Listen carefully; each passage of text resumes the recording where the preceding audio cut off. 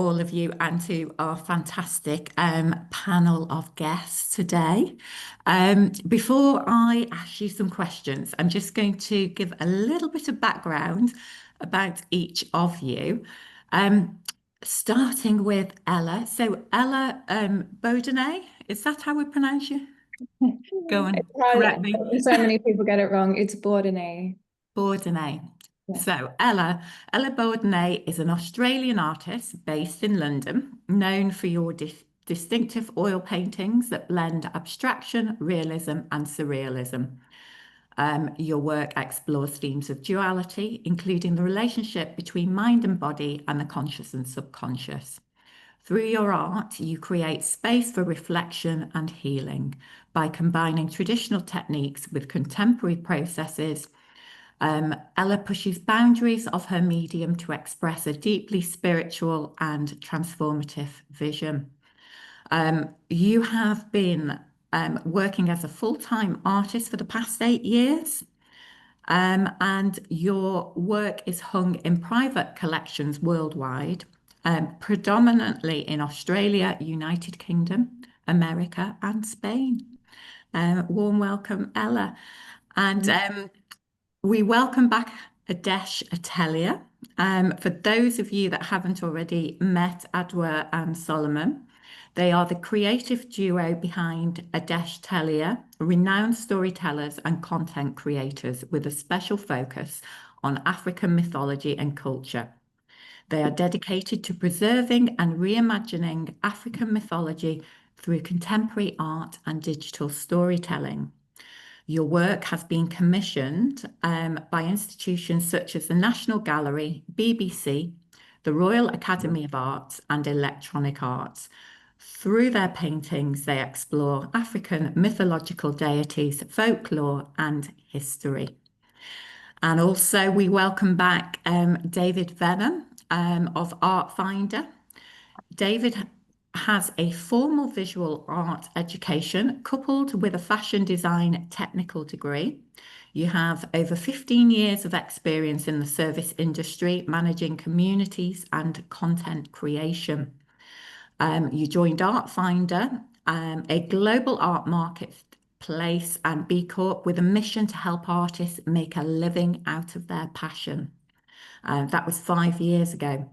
Following this role as a community leader for the platform for the past 4 years, you've now recently been appointed Head of Artist Recruitment and Engagement. Fantastic. So yeah, my first question actually starts with you, David, and Shirley-Ann. Just want to ask, what are the key elements, would you say, curators, galleries such as yourself, and buyers look for in an artist profile? And how can artists showcase these in their applications that they make? Do you want to go first, David, or myself? Up to you. No, go for it, Shirley-Ann. Yeah. Okay. That's quite a big question, Laura. Thanks for that. I thought I'd start you off. It's okay. See if you can do it in a minute. Yeah, don't worry. I guess the biggest thing that we look for subconsciously, depending whether you're a gallery or a buyer, you look for slightly different things. But we have an anagram that we use in the VAA, and it is quality, consistency, and activity. So when somebody, a gallerist or a judge of an art prize, they're looking for consistency in work and quality, but also if they're looking at your social media profile, they want to know that you're active and it's not, I don't know, you did a piece of work 5 years ago and then you sort of done a ghosting technique and popped up. So I know Adeche Atelier are very aware of this. They have consistency, quality and activity in everything they do. And if you look for these 3 things, you see that what happens is, and the reason why it works is, it attracts more opportunities and it makes your brand more visible. And for example, quality might be having a collection of works that are consistent. So they're the 3 things that I would say galleries, curators, collectors look for. And David, do you have anything to add? What does maybe Artfinder, or what from a gallery perspective, is there anything else? So yeah, I would say consistency is important, and I would say technique mastery specifically is important. As an artist, I think you will constantly experiment with your art practice throughout your life, and you should. But not everything that you experiment with is going to sell or is going to be right for the platform that you want to sell on. So it's really important that you are very selective about the work that you show, and that you show some sort of a consistency of technique mastery, of a style, through all the works that you show. Your online portfolio, social media are great places for you to show all the experiments and kind of the behind the scene. But when it comes to selling online, you want to kind of keep your portfolio to what is going to be commercially sound. The other thing I would add is also having a unique point of view, which I know goes without saying when you talk about art, but actually is very important. Art is about storytelling. That's what we do. Whether you curate it, you buy it, you sell it, you make it. You're telling a story, you're making a connection with people. And it's important for people to see that you understand who you are as an artist. That will help you sell. It's important to show some sort of a confidence as an artist. And the way to do it is by not being cocky, but by specifically, show your identity and show who you are and that you're aware of who you are and what your point of view is. People are buying that point of view. This is what they're buying. It's a different point of view than they have. By doing this right now, especially at the moment, the world is in disarray everywhere. Everything is quite scary. People need to know that it's important to be yourself and it's okay to be yourself. So by doing this, you're kind of showing by example as well that, you should be yourself and you should tell your story from your own point of view. Fantastic. That leads actually really nicely onto sort of my next question, which is about a compelling artist brand. And what would you say, a compelling artist brand looks like today in 2025? Because we talk about the time, being current, and how can artists build one with authenticity? And that is, I know I can see Shirley-Ann kind of, go on. It's actually never been as easy as now to build an artist brand. So I think it's important to understand what a brand is. And all the brand is it's what people think about you when you're not in the room. So it can take up to 7 touch points or several, sometimes it's 7, it depends, for people to remember and recall your artwork. There's times when I see a person's artwork and I don't remember their name, but I remember the artwork and where they're from, funnily enough. And that's how a curator's mind works from an index point of view. So your brand is not just about the look, the consistency in your name and how your website looks. It's about the stories and values. And we all have a story and we all have values, personal values. And the more authentic you can be online, the easier it is going to be for the right people to buy your art, connect with you, follow you. So what I would say is consistency across socials and portfolio. A few years ago, I was speaking to the lovely Matthew Burrows, and for those who don't know, he founded the Artist Support Pledge and got an MBE. And I asked him one simple tip. I said, we've got a mixed bag of artists from different ages and different generations, and not everyone is confident online. So what tip would you give about developing a social media brand? And I love this tip. He said, just start where you are. Post regularly, authentically, so he leaves himself little notes, and archive later, because the more you post consistently online, the more you find your true voice. The other things I've got is honesty over polish. We all love a pretty brand, but be honest and authentic. And then try to be distinct. I think David touched on this about your voice and your visual. What makes you are unique. You're a creator. So get clarity on what makes you stand apart as you authentically. In marketing terms, they call this USP. If you don't know, have a coffee with a friend, book a help desk with a VAA, and just have a little think about it, because this is what makes you special as a creator. And then the other last tip I've got is lean into your uniqueness, not the trends, because that's what people love seeing about artists. It's the mystical unicorn, isn't it? It is. It's just getting to know that individual, and you can really see authenticity, can't you, when when it's portrayed. And I'd like to ask actually, Ella, Adwoa and Solomon, you're artists doing this. Have you got anything to add? Any tips about you know, what an artist brand looks like, or how you work on yours and what's worked? Well, just to extend from that, I think it is an act of both creating and discovering that brand for yourself. When you start out creating, you often you haven't completely found your style and the thing that is going to tie together the work throughout your entire career. You always want to be continuing to evolve and discover yourself at the same time. And I think when you are posting on social media is a fantastic place to be promoting your brand and to be building your brand. I even read an article this week where more collectors are now turning to red chip artists rather than blue chip artists. So red chip artists are artists that have created a platform or have a large social following online rather than, say, going through the gallery institutions themselves and them saying, this is what we value and this is what sort of is at the most avant-garde art right now. More collectors are turning to social media and online platforms. So it's really important for an artist to portray themselves in a very professional way online, as well as sticking to their own authenticity and being creative within that process and using social media as an extension of their practice, not as sort of like a chore or another sort of strategy or business technique. Like, have fun with it and play with it. That's what I would recommend. Yeah, I Brilliant, think thank you. like adding on from that, I agree with everything Shirley and Ella said. I think if you're not used to social media, it can be very daunting for a lot of people, you know, the idea of posting and editing and, you know, coming up with a concept. But if you always lead with like authenticity and yourself and your own story, I think you can never go wrong with that. Because if you just ask yourself the question, what story can I tell? Because your story is always going to be different to everyone else's, and that's what people find interesting above anything.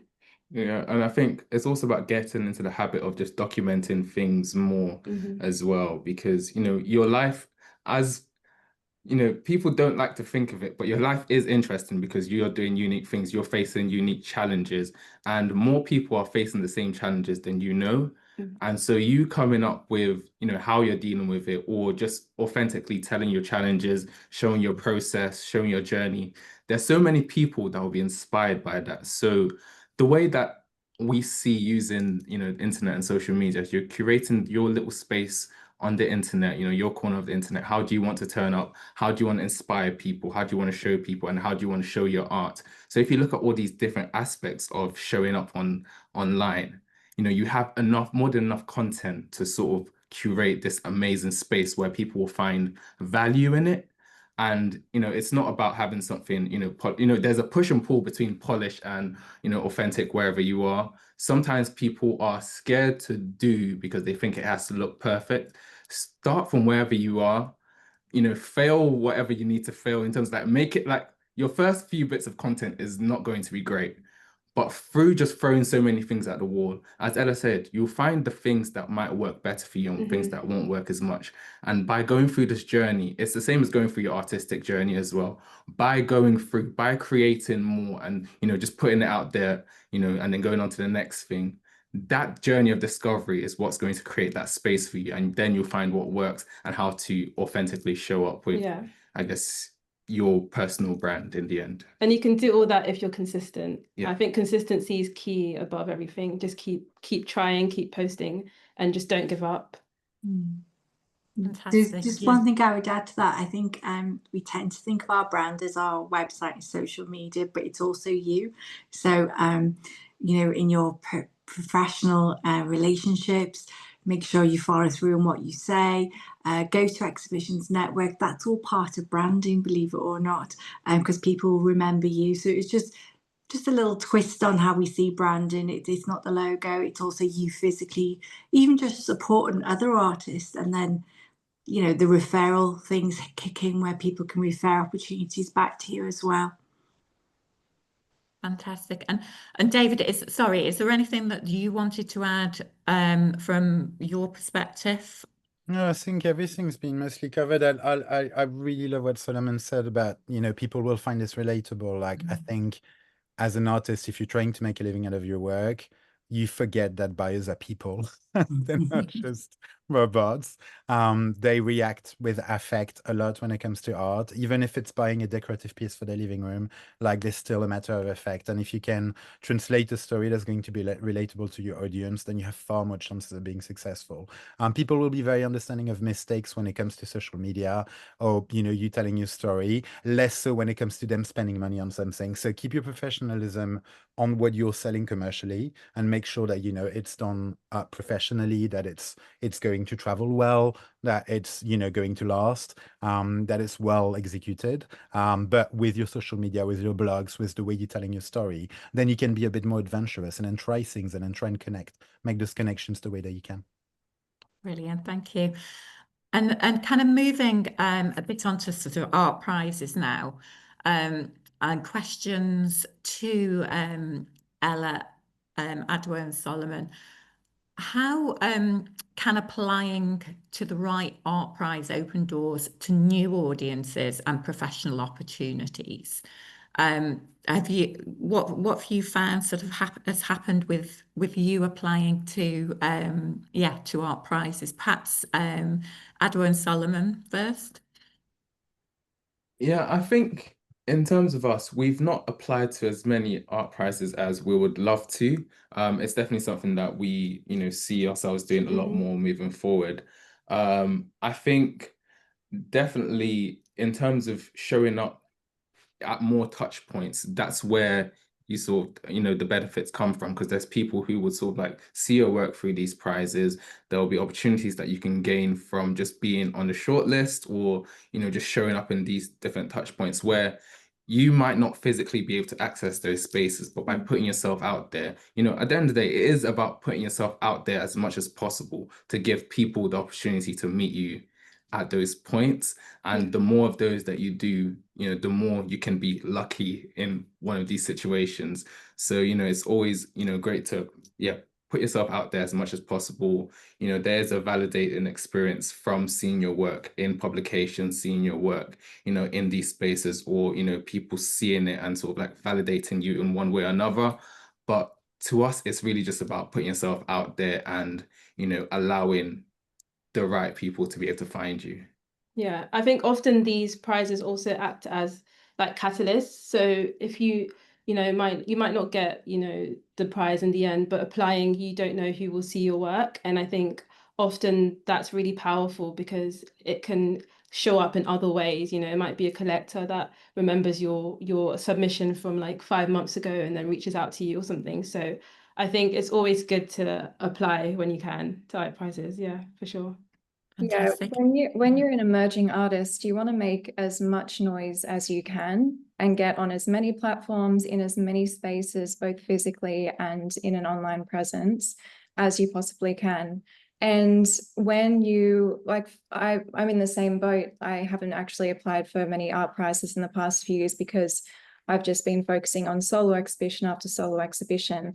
But I did win a prize, I think it was 2018 or 2019, which led to sales. There was financial assistance with that, as well as a solo exhibition in the actual space of the gallery. So when you apply for art prizes, once again, you never know who is going to see your work and register your work, and then they might forget who you are, but then remember, if it pops up on social media again, it's kind of like in the advertising space. It takes a number of hits, anywhere from 3 hits to 30 hits, for somebody to register who you are as a brand or an artist or whatever work that you're doing, because we have this oversaturation of media and advertising in our day-to-day lives. So just making as much noise as possible, getting in as many spaces. And as well, it's a fantastic networking opportunity. You get to connect with other artists, potential galleries, collectors, curators. You never know what kind of connection is going to come from that opportunity. Yeah, no, that's fantastic. Really valid points. How applying for an art prize can potentially change the trajectory of your career. And Shirley-Ann, what would you say? You've worked with many artists and actually art prize winners, and you've got some fantastic sort of stories. Perhaps you could share some of those as to what's happened to previous art prize winners. Absolutely. I'm mentoring 2 winners of the VAO. And it's wonderful to see how they can quickly make progress, whether it's on their social, etc. I just wanted to address a few comments that have come up about art prizes. I guess it can be brutal if you're not in the right frame of mind, and it's not for everyone. And that is one of the reasons why we created Art 500. We wanted to give 500 artists, not just a few, a lot of artists, an opportunity to be seen, heard, and made visible. So this is a very unique art prize, and not everyone's going to get in, but at least we're going to be able to serve more artists with a really super prize. What I would say is, if you haven't been successful, one of the things that we do with all our art prizes is you are promoted on social media and you are seen by judges. And I guess it's about taking perspective on it, and we all have disappointments when we don't get through or shortlisted. It can be tough, and I know because I put myself out there. I was going to ask you that question actually, Shirley-Ann, you know, because it does happen, doesn't it? It does. How do you help artists, and you can answer this perhaps in the same question, deal with disappointment and rejection? So, first of all, accept it, allow yourself some time to reflect. But what I would say is, what's helped me in the past is I don't dwell on it. And I had to, for example, I do creative writing, and a few months ago I was in a similar situation. I thought something was certain, and then it fell through last minute. And I just spent the day. Right, I didn't say anything to anyone, but I'd got it into my head to deal with that, not rejection, but the disappointment. And what I always say is, if that door doesn't open for you at that point, it's because another door is going to open, but it will happen. So you have to keep going.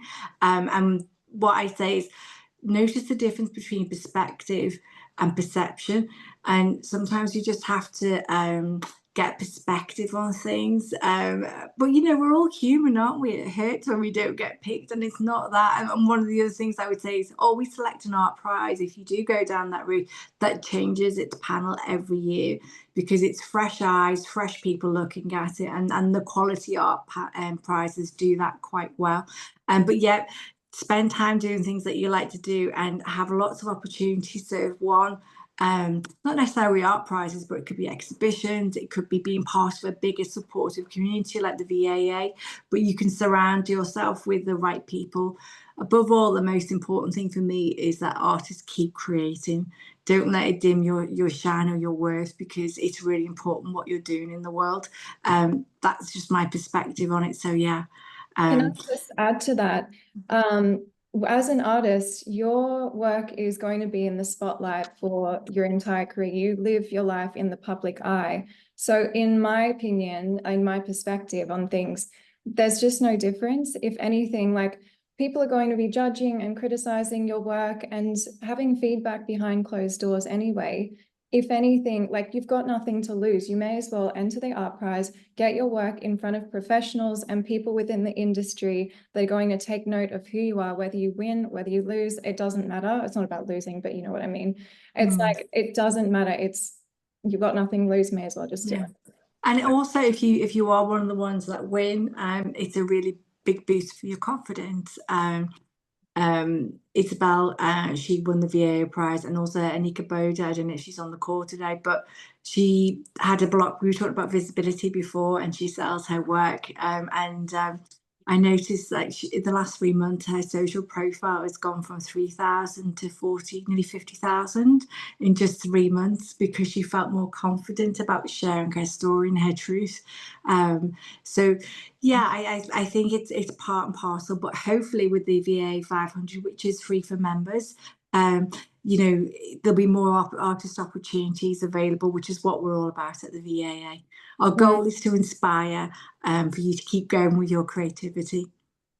Yeah, also I was going to add that I think there's something amazing about that pride that you have in sending through a work through to be, in a prize, so create work that you feel proud to want to put into a prize. That I think that moment of, sending it through the prize, that confidence that you have in your work, I think that makes it worth it enough, because you're like, I love this work so much that I'm happy for it. Like, if you have to spend money on whatever prize is, it's that bit of money that you're putting towards your career and this piece of art that you're like, I love this so much that I'm willing to put it forward. And I think if you phrase that to be that powerful moment, I think that's like also a great outlook on prizes as well. It's that you've created work that you feel proud to put forward for something. I want to add that it also tells yourself that your work is worthy of recognition and worthy of getting attention. And that energy that you put out into the universe, that investment, whether it's like art prizes, they're not that expensive. Like some charge, some don't, but it's an investment in your career. You're putting it out there that you are so proud of the work that you do that it deserves to be recognized. So why not just, take that leap? Yes. Take space up and share your art. Definitely. And David, I was just going to ask you, I mean, what's your being with Artfinder or just generally, what's your view on art prizes opening doors? Art prizes are great. I think I saw someone in the comment actually mentioning the cost, which is a reality of it. Like a lot of art prizes have a cost for you to submit anything. What I will say is that aside from your own social media platforms, there's very little free promotion out there. Promotion will have a small cost. As an artist, it's good for you to put a little bit of budget aside for promotion, and then for you to decide what is the best avenue for you to use it for. Whether it's an art prize or maybe you want to put a little bit of paid promotion on social media or buying some sort of a newsletter, anything like that, newsletter space is always good. So there will be a cost, but that cost is valuable because it will bring you exposure. It will bring you visibility. As everyone has said before as well, like even if you don't succeed, your work will have been seen, and that remains a thing. In terms of rejection, what I will say, because we see a lot of rejection daily, we get a lot of application, we don't accept everyone.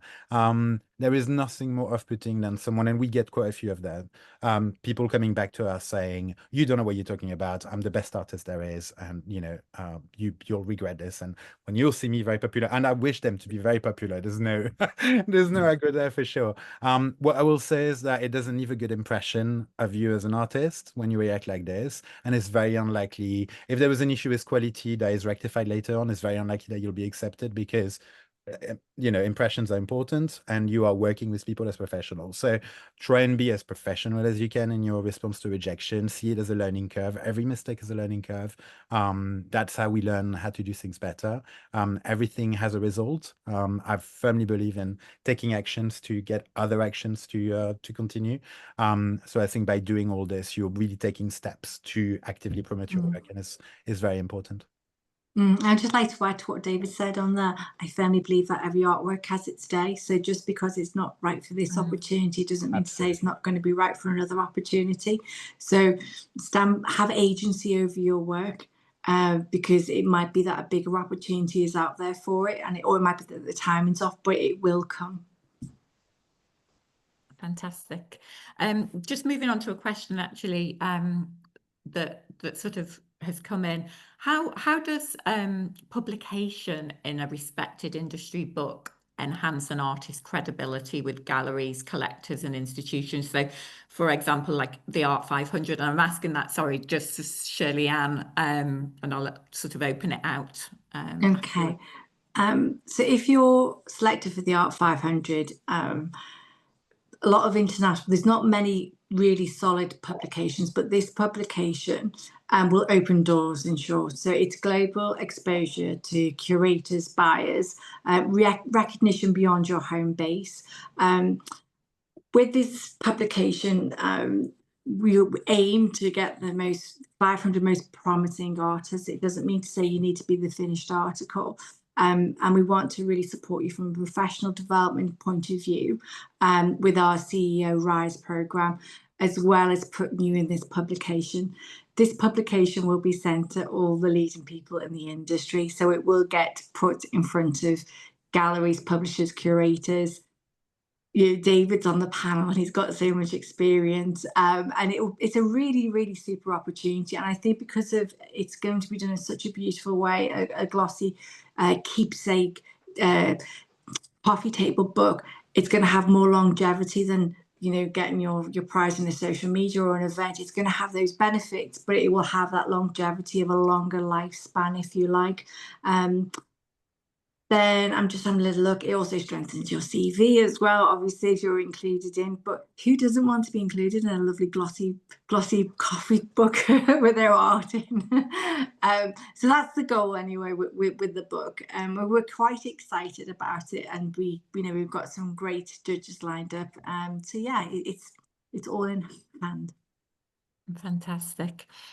And okay, so a question I've got here to Ella, Adwoa and Solomon is what advice would you give artists who are building their portfolio independently to make it look professional and compelling? So do you have any sort of tips about creating your portfolio as an artist? Well, when it comes to portfolio, there's different platforms. So if it's the portfolio, say if you're sending a deck to galleries that you're interested in working with, there's so many amazing tools out there now. For example, Canva, you can use a template, easily put something together that looks professional, streamlined, and really highlights your best work. Your website is your professional base as an artist. So I think when somebody wants to work with you professionally, they're going to head to your website.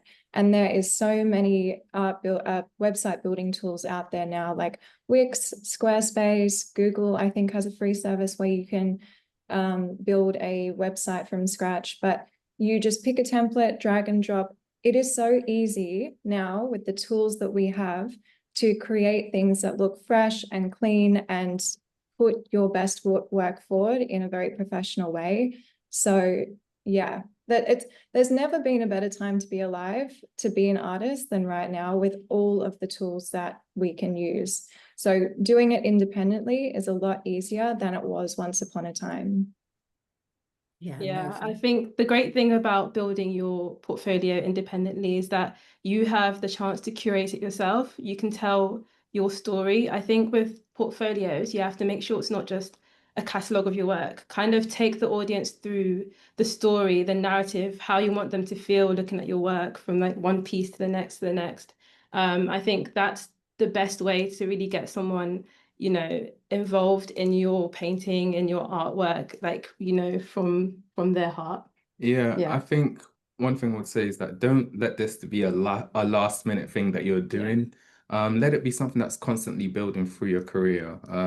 I think it's too much of an important thing for you to have it as an afterthought. It's too much of an important thing for you to sort of do it in a rush. You know, do the steps to actually get it to where you need it to be. So find precedences, find different examples at different levels that would inspire you. So, you know, you can find 3 examples of like really like top artists that are doing some amazing things, but then also find some at an emerging artist level where you can see what kind of stories they're curating and, you know, what's successful, what's not. And that's how then you build what works for you. You know, find a template and then see the story that you want to curate. So, you know, we're really big on making sure that you find examples that work and then you work from that, because, you know, people think that you automatically have a taste for these things, or you're either good or you're not. No, you build this over time. You find a discerning eye. You look at all these different examples, and then, you know, you naturally find things more interesting than others in ways that someone else might find something else more interesting. Find what works for you, and that's what then makes it authentic, and that's what makes it that you're not just copying something else. You've found different examples, found, you know, sat with it, read it, looked at it, found what you liked about it, and then you've created something. That's the process that you want to go through, and that's why we say you shouldn't just let it be the last minute thing that you've done. No, some really good tips. And I think Shirley-Ann, I can see you know, obviously nodding there. How do you work with artists in this way? You do a lot of portfolio reviews. I do, and I guess it depends on who the intended audience is for your portfolio. So if you were going to send it to a gallery, for example, I would say do a sharp edit on it, make sure it's suitable for the gallery that you're sending it to. And it's not meant to be the best hits, you know, of all your entire work that you've created forever. So feel free to take out stuff that's not relevant. Make sure it's a cohesive collection. So there's got to be something that links it, whether it's visually or by word, so that the audience can understand the narrative and the thought process of what you put together. And then finally, my final tip is very simply show it to a peer or someone's opinion that you trust before you send it off.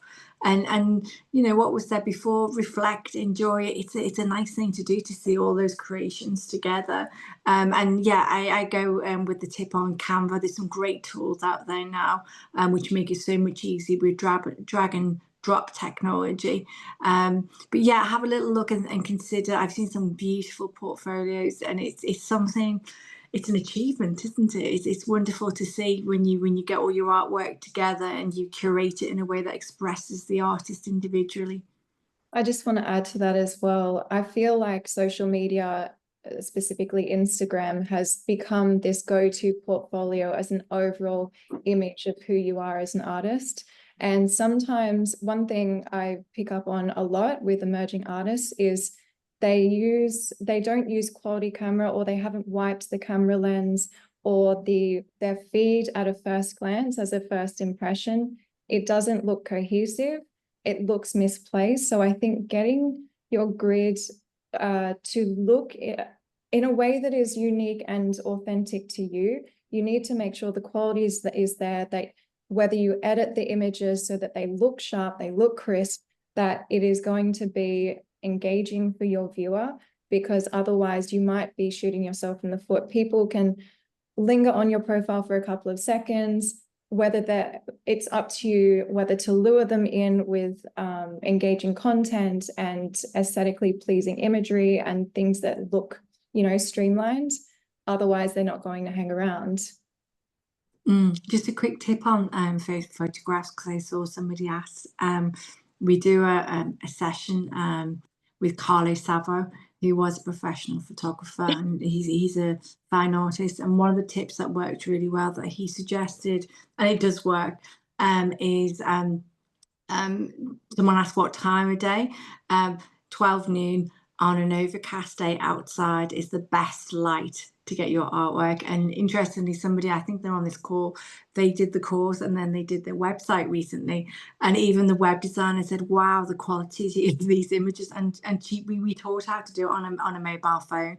And I don't say that lightly, because I've worked in comms and images for over 25 years, but that's a strong tip that works really well. Yeah, quality of the image, that's brilliant. And obviously, David, I just wanted to hear what you thought on portfolios from a gallery perspective. Yeah, so like what's been said is bang on, exactly what works for online as well, especially quality of images. That's so important. If you buy online, this is all you have to make a decision on a purchase, is images and text. People can be very overwhelmed with buying art online. Like, there's so much choice out there. They don't necessarily know what they want. They have an idea of colors, of style, of feeling, but they're not quite sure what it is. So you want to try and kind of, you know, convert as easily as possible, and good imagery is so important. I see so many applications of really talented artists whose art would sell well, but who have terrible photography. And it's very difficult for us to want to sell their work because we're selling this online. If the imagery is not good, people are very unlikely to buy it. So it's super important to, you know, invest in good imagery. As we said, like, mobile phones are great nowadays. Like, I mean, you know, 20 years ago, fair enough, you would maybe need like a proper camera, but now with your mobile phone, you can pretty much take amazing imagery. So lighting is really important, setting as well, and be selective with the work that you show. I think that's been mentioned already as well. A little bit like when you apply for a job, you may not send the same CV to every job that you apply for, because not all your work experience is relevant.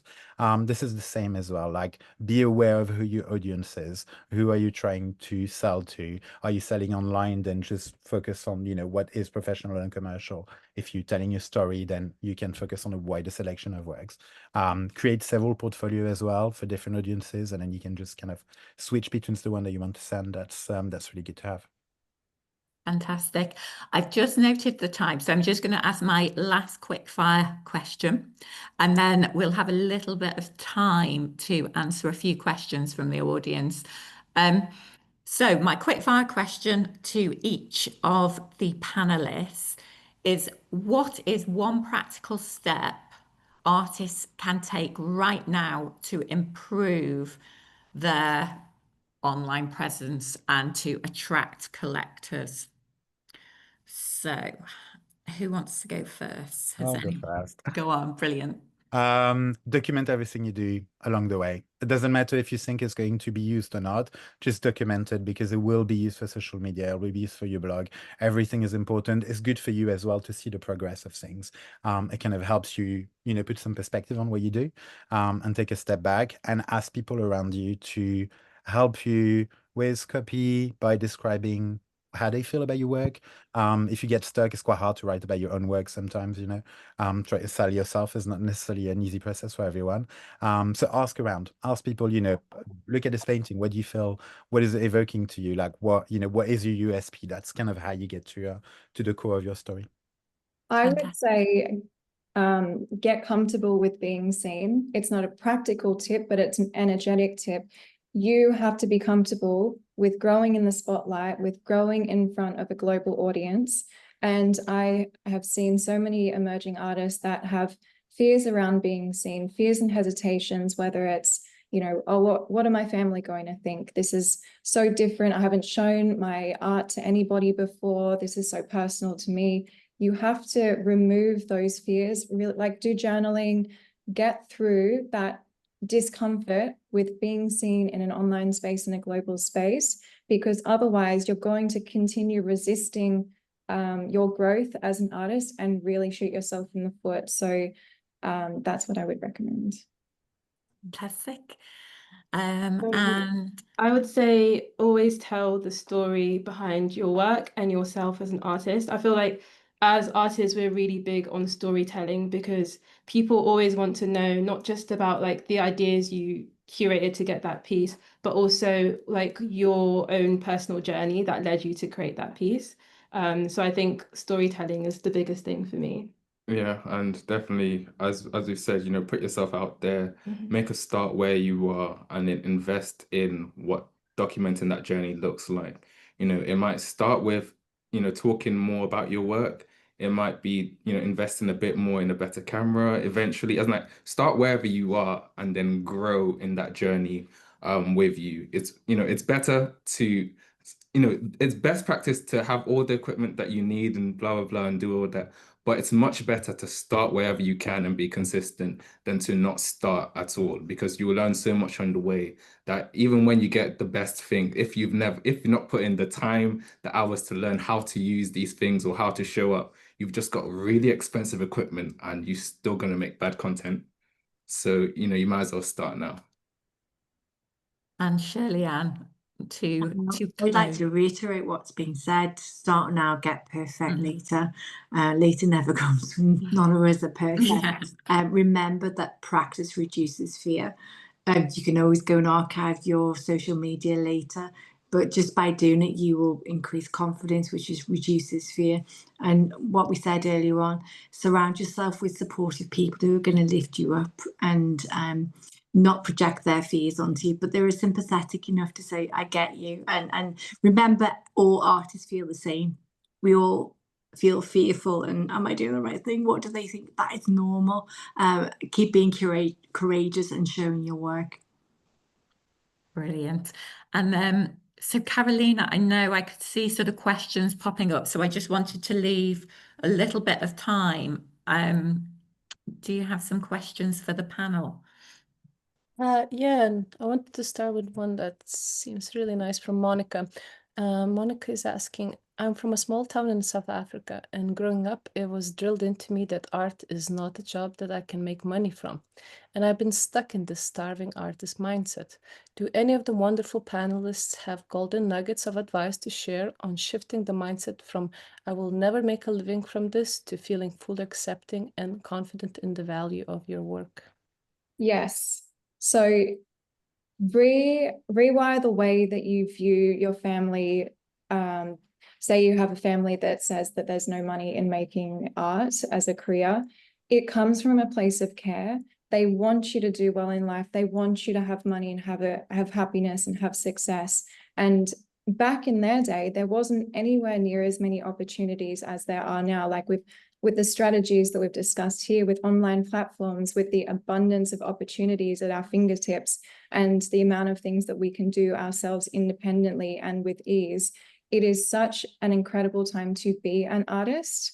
And there's also, it's not just about making a product and selling the artwork and then that's your sole form of income. You can branch out, you can do prints, you can create courses down the track. There's so many passive forms of income that you can make that branch off from your work. So yeah, I think it is hard. I understand and I'm empathetic, but it is possible and you can do it absolutely. You just need to have some faith that it is going to work out in the long run. Yeah, I completely agree with Ella, especially coming from like West African backgrounds. We can relate to the whole, parents don't think, being an artist is like a fulfilling career or whatever. But like Ella said, in this day and age, being an artist doesn't necessarily anymore just mean creating a painting and selling that painting. You can do workshops, which is what we do, panel talks, different engagements, aside from just, repurposing your art into prints and different forms of merchandise. I feel like there's so many different opportunities now, and as long as you try and explore them and be open to exploring them, I think you'll do great. Yeah, definitely. I think it's definitely thinking more than just being an artist. It's, you have to think about the marketing side of things as well, as a business as well. Because I think the issue is that lots of artists just see themselves as, artists and don't understand that the role of an artist now has so many other things included in it, which makes it successful. Because before you're an artist, you have a patron, and that's the line of how things happen. But now, you're a brand, and find different ways to diversify your income. And when you get it right, it's amazing because you're doing this thing that you love and you're making money from it, and life can be so fulfilling. So it is worth the journey.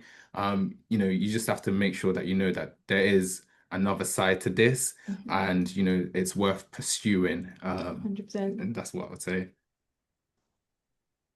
Fantastic. I have one more question before we wrap up. There was millions more, but through the panel discussion and everyone shared wonderful insights, you did kind of went through all of them. But one last is from Sharbana Hussein, and they're asking, a lot of curators, galleries talk about having a consistent and cohesive body of work, but I also read somewhere that you shouldn't worry about unity from piece to piece. What unifies all of your work is the fact that you made it. Would this work, in your opinion? I think it depends on the gallery in question. So if it's what I would class as a critically engaged gallery, where the goals and objectives are different from a commercial gallery, there is more scope to not have a niche, if you like, or a specialism.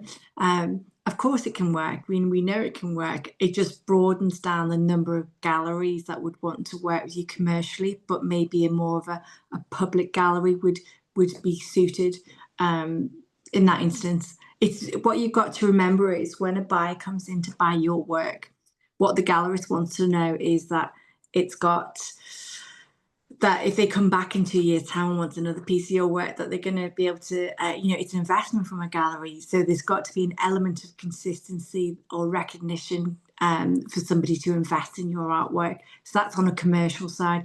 But of course, we know that in public galleries, it's more about storytelling and engagement and a different mindset from the collectors, if you like. Oh, that's great advice. Thank you, Shirley-Ann. And just wanted to read out a lovely message from Monica, whose question you just answered before. Thank you, Ella and Adeche Atelier, for your answers. You touched my heart, feeling grateful, supported, and motivated. So thanks a lot. Thank you. Good luck. Thank you. Thank you so much to every one of our panel today. David, as ever, Ella, Adwoa and Solomon, and of course, Shirley-Ann and Carolina. Thank you everyone for joining us. Any questions that you've got afterwards, please do email in. I think our email address is in the type box if you don't already know it. And good luck with all your applications and getting your work out there. Thank you, everyone. Thank you, everyone. Thank you so much. Thank you. Thank you. Bye.